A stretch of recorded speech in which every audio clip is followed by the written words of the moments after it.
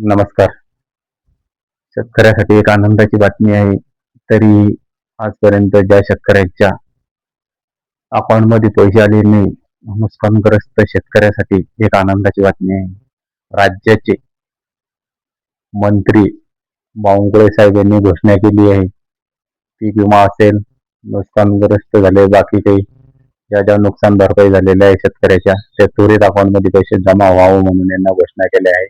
तर येत्या काही काळामध्ये ते पैसे महाराष्ट्रात अनेक शेतकऱ्याच्या ठिकाणी खात्यामध्ये यावे म्हणून उत्तर ते महाराष्ट्र, काय बोलले मराठवाडा ते पाहूया आपण.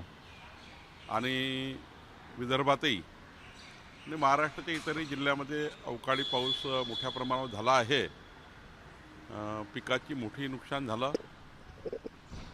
संपूर्ण सर्वेक्षण करण्याचे आदेश माननीय मुख्यमंत्र्यांनी दिले आहे.